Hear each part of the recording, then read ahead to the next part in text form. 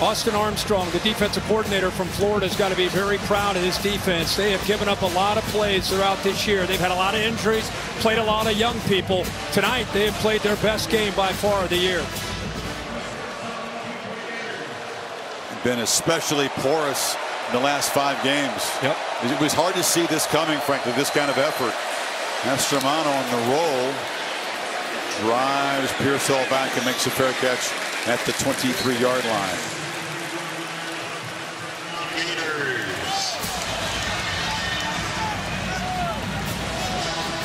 Max Brown told us this was a dream, this being in this situation. Didn't want it to happen this way with his injury to Mertz, but you know, he's prepared. He was number 3, by the way, in camp.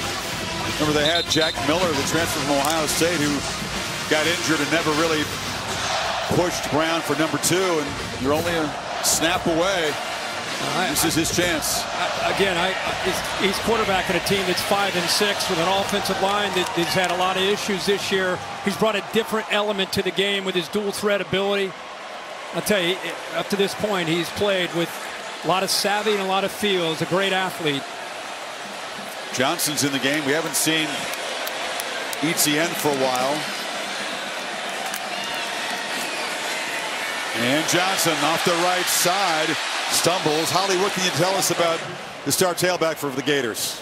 Well, Trevor Etienne was limping off the field after the last series. They've taken him into the injury tent, and they were examining his right leg, his knee, and upper calf area. They've also got 3 defenders out right now for Florida. Kelby Collins, number 11, Manny Nunnery, and, of course, Devin Moore. They have not returned, and that is really starting to hurt them on defense.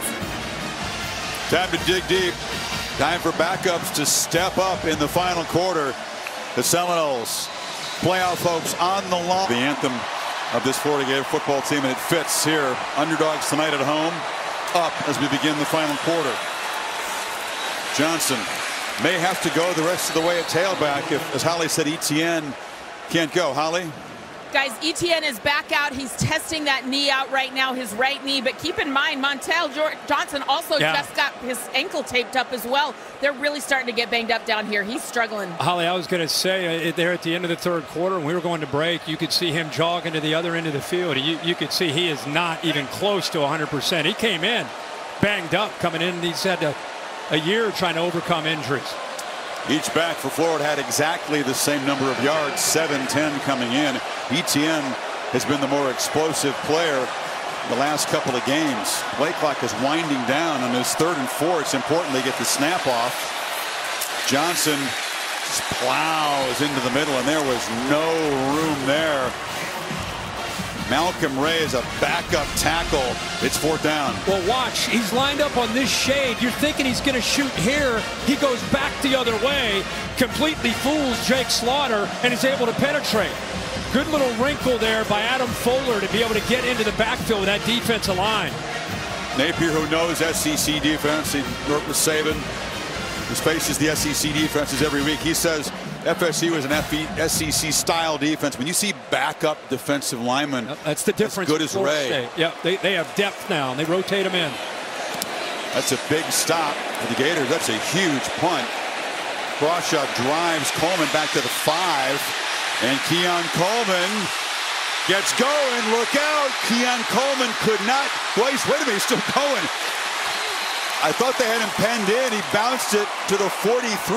A 39-yard return. He caught it at the 4.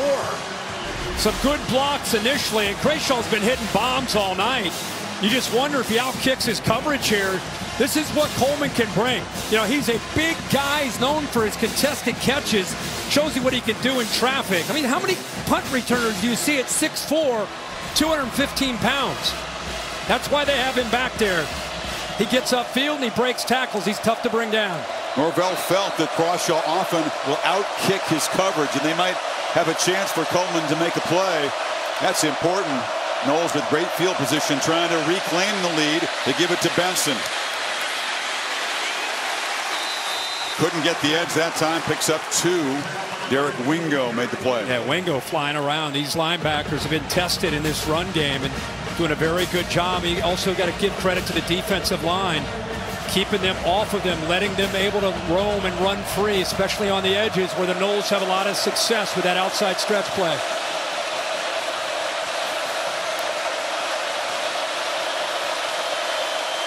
Three-man rush. Rodemaker's going to shake a shot downfield and almost intercepted. There's a flag down. Is it going to be on Wilson, who's worked a lot against Devin Moore on the edge tonight? I think it's got to be on the defense. Defense, number 28. 15-yard penalty from the previous spot. First down. I saw the end of the play when it looked like Wilson may have grabbed him, but earlier than that? Well, it's the old classic underthrown deep ball without the defensive back getting his head turned around. That's a no-no, and that's an automatic interference call on the defense.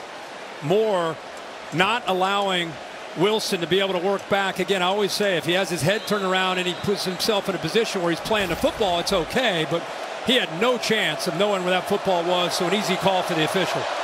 Not a very well-thrown ball, but Rodemaker gets away with it. Wilson has been the dominant targeted receiver tonight. Benson makes a cut, started right, burst back up the middle for 7. I love watching him run. He's just slippery, ability to break tackles, has great vision. You know, as much as we've talked about how important Jordan Travis has been to this Florida State season, that's obvious. Another guy, to me, has been Trey Benson. Transfer from Oregon. Boy, if the Ducks still had him, they might have a pretty good offense, huh? Yeah. Imagine.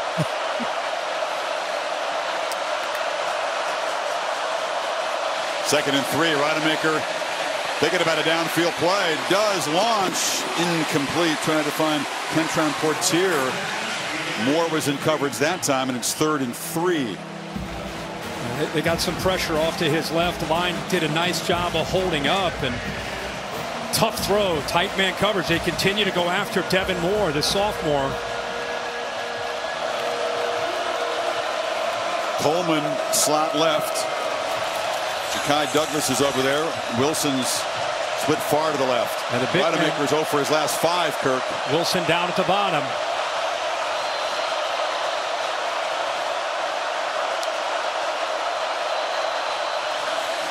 Benson has the football. They're all over him. Big man Desmond Watson just swallowed him up. It's 4th and 3. Think of the leverage he has when he gets into a gap at 439 pounds. He's on one side, and just like we saw with Florida State, he's lined up on this side, but then he works across, and he's able to get in between the guard and the center, and he's a man, that's a handful. It would be a 52-yard attempt for Fitzgerald. Instead, the offense is on the field.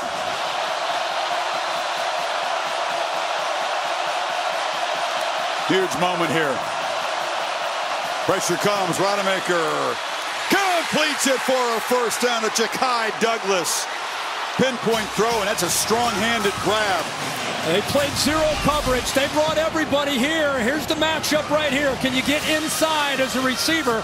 And instead of going to Coleman or Wilson, they get it to Douglas, and he gets inside and makes a nice catch. What a play. His first catch tonight. Clutch throw by the quarterback on 4th down. Now it's Benson back to work. Spun down after a couple of yards. Cam Jackson. He only goes 360. He's one of the smaller guys in the Gator defensive front. I'm telling you, man, it is a battle in the trenches tonight, the way you'd expect it in a rivalry game. The Noles trying to hold up, keep giving these backs enough room. Florida's rotating D linemen, trying to stay fresh with their big bodies. Remember, Jamari Lyons is the guy who got kicked out of the game for spitting. He would be one of the dudes rotating in here to try to stay fresh on that front.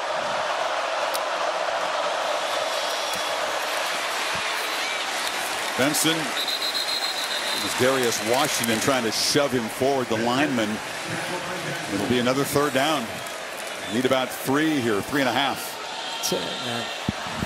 Been very impressed with Mike Norvell. Jordan Travis looking out, watching. Can only cheer and hope that his team finds a way. But Mike Norvell is not panicked tonight. This game is early. Looked like it was getting away from him. He's got an inexperienced quarterback. They've kind of stuck to their guns with the play calling. Not any feel at all of panic from him or from Rodemaker. This time they're well within field goal range. See what they do on 3rd and 3. Play clock winding down. Got to hurry again. Barely get it off. Rodemaker delivers complete. First down. Wilson muscles down to the 6. And again, Rodemaker makes a play on 3rd down. Yeah, here comes the pressure here, but look at the cushion right here. He sees that. He says, I'll take that all day. Get the ball out. You're going to give me that kind of cushion to my big receiver, Johnny Wilson? Thank you. But the parents of Rodemaker, he's saying, let's go, let's go. There's Dad, a high school coach in Valdosta. Let's go, baby, let's go.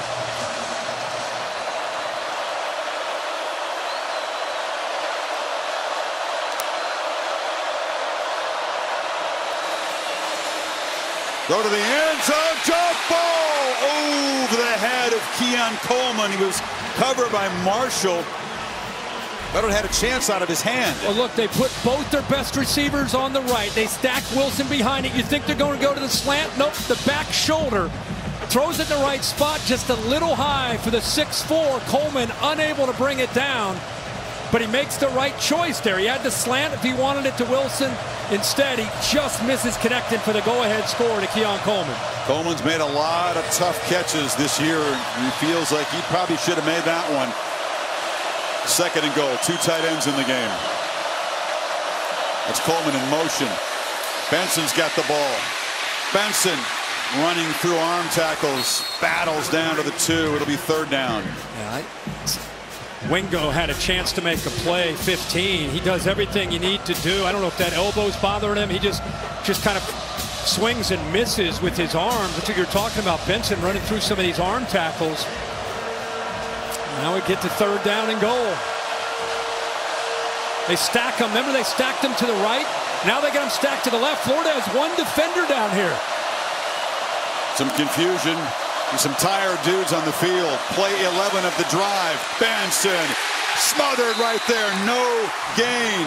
Chris McClellan, one of the backup defensive ends, brings up 4th down.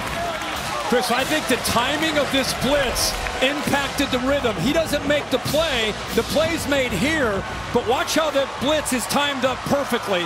Able to get into the backfield, and the slanting big defensive tackle that time makes the play. McClellan. So they force a field goal attempt. That's huge. Knowles can reclaim the lead. Fitzgerald with a glorified extra point from 19. But the margin is only 2. Gators 2-point game. Florida State back on top as their heart and soul, their leader, brilliant quarterback Jordan Travis, watching all night with that leg elevated from the suite way far from the field. Got to be feeling uncomfortable all night. That's really tough for him. He's seen his replacement Tate Rodemaker handle business well enough, avoid the big mistake, and he's got the Seminoles back on top. And now we'll see what Max Brown can do, trying to keep the Gators' bowl hopes alive. He's been in Athens. He was at the first Oregon-Washington. He was in Seattle. He's got to be in Vegas for the rematch, He's got to be, yeah. He'll be there. He goes to the NFL games with me on Thursday nights. He goes to game day every week. Fans rather see him. I'm just here for him, really, at this point. You built this career. Now you're just Ben's owner at this point, right? That's what I am. All right, Max Brown to work from the 25. Field goal will put him in front. And Trey Webb is in the game. He's a very talented young back out of Jacksonville. Very coveted 5-star recruit. He's been exciting in limited action this year with ETN out. He's in the ball game, but the blitz comes after Brown, and they get him. Patrick Payton off the edge. Well, you got to worry about Verse because he's the guy that can really be a game wrecker. But on the other side, just as athletic and slippery as Payton. He's up against the tight end that time in Hansen, and he just gets around him. So Verse is there, but at the end, it's the speed and quickness of Payton. What a mismatch there. Usually you got a tackle on him. That time it's a tight end, and he takes advantage of it, puts him behind the sticks. Yeah, very long and lean. Comes out of the powerhouse program, Northwestern High, down in Miami. He's had a great year on the other side of Verse this year. Knowles fans making noise now on 2nd and 16. Brown backpedals again and delivers almost the first takeaway tonight. Shaheem Brown, a diving attempt. Verse brought the heat again. What we just say, we keep talking about, is which quarterback is not going to so much make a play, but who's going to potentially lose the game with being inexperienced and throwing a ball like that. Verse, I think, affected his vision. Sometimes it's not the sack, but it's affecting the quarterback, which is what Verse did. That's the first real mistake we've seen from Max Brown. He got away with it. First 4.5 sacks this year. That's half the total that he had last year, but it's deceptive. As you said, he affects the quarterback very frequently and has again tonight. Brown pressured again, spins free, but can't escape. And he'll be brought down by Peyton, who had a monster series. Those edge rushers were enormous there that time. They have a big advantage. When you put Max Brown in this offensive line in an obvious passing situation, they're able to just tee off, force him to step up. You can see a good push from the interior. Nowhere for the athletic Brown to go. Great job by Adam Fuller and his Florida State defense getting them behind the sticks. We talked about the huge difference in the respective defenses coming into this game. Gators have played well, but the Noles have imposed, and that's 3 straight 3-and-outs with the Florida offense. Coleman this time backs up and lets it roll dead at the 39, and 5:37 to go. Florida State back on attack, trying to protect this lead.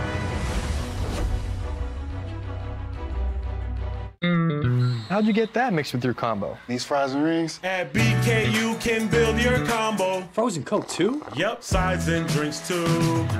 BK, have it your way. Yeah. To some folks, college football is a few humdrum hours on a Saturday. To the rest of us, it's sacred. It's a yearly pilgrimage to the hills of Rocky Top. It's having your own safe haven, deep behind enemy lines. It's getting all dolled up for a big night out. Let's go. A place where being a volunteer is 100% mandatory. A place to stay up all night debating the merits of the air raid offense. A place to reunite with your actual family of 5 and your chosen family of 105,000 To the win right now. Benson trying to get this drive off to a positive start, but he retreats and he'll lose 3. Derek Wingo has stepped up, made a couple plays here in the late stages. Yeah, we were talking at the break about what do you do if you're Florida State. You know, you still have 5 minutes to go in this game with this 2-point lead. You don't get ultra conservative, but keep in mind, Rodemaker, 6 completions to Johnny Wilson for 65 yards. To everybody else, only 5 completions for 65 yards. So Johnny Wilson, 14 at the bottom, has been his guy. He's far left. Florida's going to continue to come after him when he gets them into these situations to throw the football. Play action, launches to Coleman over his head. Flag comes out. He was covered by Jaden Hill. A hand battle there. We're going to call it on Florida, but Pass interference. Defense, number 23.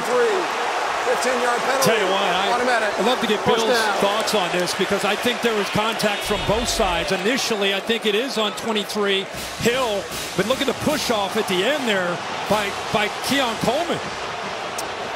I'd flip a coin like you on that one. Yeah. Both. Initially, no question. It. How do you handle that as an official when you see it both ways? Do you go to the first one or? You go to the one who gained the most advantage. Wow, that's a tough call because Coleman definitely pushed off. Maybe keep the flag in the pocket. Yeah. 2 tight ends. Jaheim Bell on the end around is knocked down in Gator territory. Such an effective play. You know, he is a tight end. They flex him out, but you and I saw him again. We always bring this up. He was at South Carolina. They played Tennessee. They used him as a running back, so he's got great versatility, and he's in full speed when he comes in that jet motion, and just flip it to him, gets to the corner pretty easy. Did the same thing in high school. He was a high school teammate and junior high school teammate of Tate Rodemaker in Valdosta. Good buddies from way back. Gators trying to get set up on defense on a 2nd and 5. Keeper. Tracked down from behind. It was methodical, and it let Jason Marshall come off the edge for a huge loss. This is a fake up the middle, so it doesn't allow Benson to pick this blitz up. And because it's disguised to the very last moment, there's no way of seeing Jason Marshall come off that edge. Rodemaker turns his back on that play action, just doesn't see it. And it's a great job of disguising and waiting and holding on until Marshall pulls the trigger on that blitz. 9-yard loss backs up the Noles. 3rd and 14 when you come back. 14. Wilson has the only catches tonight that have produced first downs for the Noles. And a safety over top with the freshman Thornton to help out. Rodemaker against a 4-man rush. Can he escape? Can he get there with his legs? Not known as a runner. Takes a huge hit. Flags come in against the Gators. And he is down and in distress. Wow. He took off. Wasn't going to dive head first. Gave himself up on the slide. Jaden Hill and Bryce Thornton met at the quarterback and delivered a shot that's going to draw a personal foul. And now you have the teams out there. Obviously, Florida State didn't appreciate the hit on their quarterback. It almost looked like they missed him because he slid under it and hit each other. Watch this, Chris. When he goes down, I think he gets under a lot of the contact. He gets, and the Gators hit each other. No, he's in there. He's hit. He's a defenseless player once he goes down. And the Gators have had some mental errors in this game that have been costly. None bigger than this one. The minute he starts to slide, the play is over, right? We've talked about that throughout the season. Brock Glenn, by the way, is the next man up for the Seminoles. He was the 3rd-string quarterback at the beginning of last week's game. He's a freshman, after the play true was freshman over, from Tennessee. Personal foul with targeting. Defense, number 23. 15-yard penalty, first down. That play is under further review. They'll review it for targeting, but the late hit does not seem like it would be reviewable, Bill. That was pretty clear. Yeah, if they put the late hit in there, even if the targeting goes away, the late hit stays, and you got a new first down. It's just great to see Rodemaker up. You see him right in the middle there, walking back to the sideline. The more views we had of that, you could see what a hit he took from Hill. And now, Chris, you talked about Brock Glenn, the true freshman. He's thrown 3 passes this year, completed 2 of them. He's a good runner. I saw him preseason. Holly and I were here to watch the Noles practice in Tallahassee, and he's a very, very talented kid out of Covington, Tennessee. There's the hit in real time. That was nasty. And he comes in here. He's going to have a first down to work with, so you feel like they could get him into the game by handing it off a few times. And keep in mind, as you lose Jordan Travis, everybody moves up. So Rodemaker's taken a lot of the reps this week, and Brock Glenn goes from not getting very many reps at all year to getting a lot of reps this week. So things have changed for him. And by the way, he's a 4-star prospect. Yeah. You know, he was an Elite 11. He was in the finals of the Elite 11 last year. Obviously, if you're at Florida State, you've got ability. He flashes on the practice field. You see him throw and run. He did get in the game briefly in that win against North Alabama. When it got out of hand, they were able to pull Rodemaker out. They got Glenn in there early in the 4th quarter. That's when he threw the only passes so far. Also had a touchdown run, by the way, in that game of 11 yards. The ruling on the field for targeting is confirmed. Number 23 is disqualified. So a First down, second Florida Gator State. defender has been kicked out of the game. Jamari Lyons earlier for spitting, and now Hill for targeting. Football's moved all the way to the 33. That's the thing I think we got to just step back away for a second and remember that was 3rd and 14. And he was basically scrambling. He gives up on the plays about 4 yards short. Gators are off the field. They're going to get the ball back. And instead, you deal with a mental error from Hill, and he gets kicked out of the game. I mean, look, he's got to get to the other 45 for a first down. He's going to be about 4 yards short because where that slide starts is where the football is. But now with that late hit, they move it inside that 35-yard line, and they get a new set of downs and more plays to try to work this clock.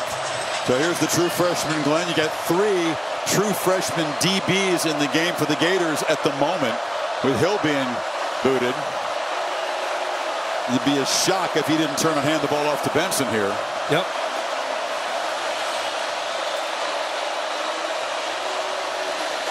No, I'm shocked. He rolls out, throws it. It's batted down at the line. Jordan Castile got a hand on it. What a play by Castile. He was just kind of shadowing the quarterback, reading his eyes. He's a true freshman himself. He just waits for that ball to be thrown. He's 6'2", but shows great athletic ability there in space. Just climbs up, knocks it down. He showed a lot of trust. He sure did. And comes into the game cold. I think Mike Norvell is probably thinking, Florida's thinking what you and I and everybody watching is thinking. They're going to be conservative. Instead, he rolls him out. Clock not an enormous factor yet, but it does, of course, stop on that incompletion. Now Glenn, with a flag down, keeps it around the right end and is tackled after about a 7-yard gain, but Knowles are going backwards.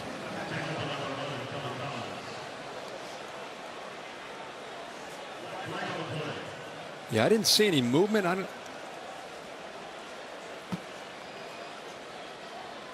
Norvell's having a conversation with the officials. It looked like it would be in the zone where you'd have a hold. I think he lined up off sides. Offside. Defense. Good call. Yeah. Number 11. 5-yard penalty. No one moved. He's just there's another mental error for Billy Napier in this defense. You know, they're playing so well, and you got a chance to get them. You're going to give them 5 yards.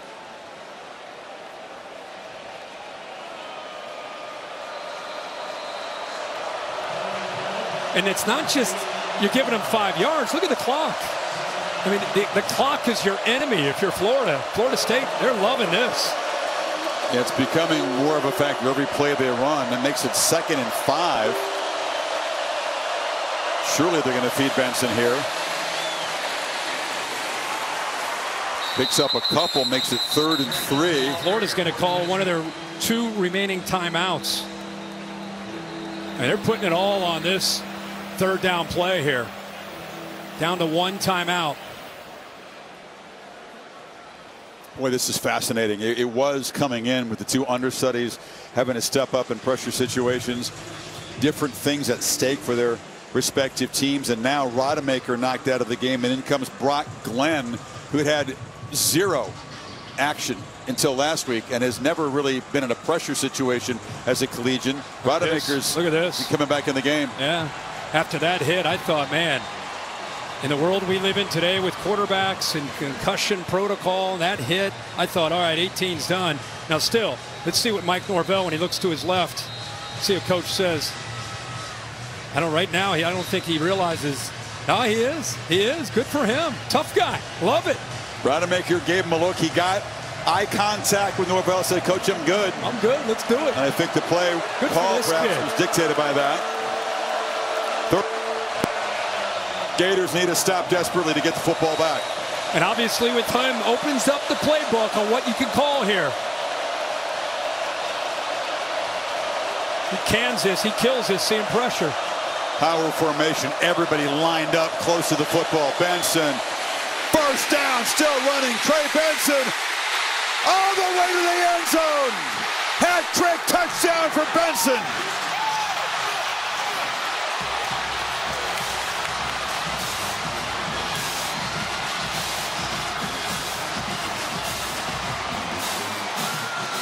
Houses it from 26 yards. Number 3 with 3 touchdowns in a rivalry game, helping his quarterback out.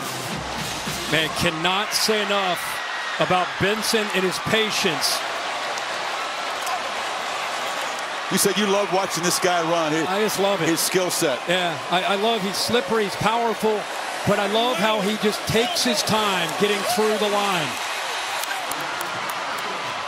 This offensive line on this right side, watch this open up, and then watch the Gator to the outside miss this tackle.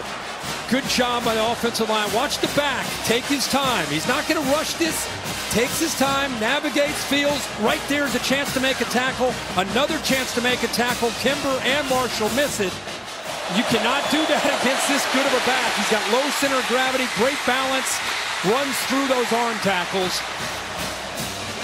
The Gators defense has been playing well tonight, but missed tackles, undisciplined moments cost them tonight. Absolutely, as you said, was going to be 4th and 4 before they went after Rodemaker, who somehow took that huge hit, missed a few plays, came back in. Good for that kid coming back out.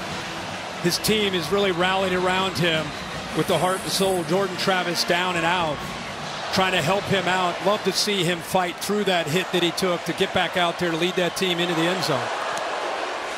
Kickoff is driven into the end zone. Back to Matt Berry.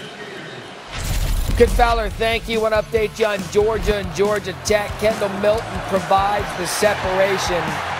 Now 31-13 Dogs, fourth quarter. And I can't believe I'm about to say this. The final regular season game in the current Pac-12's history is coming up. ESPN tonight, in just over 10 minutes. We all hate to hear that, Matt.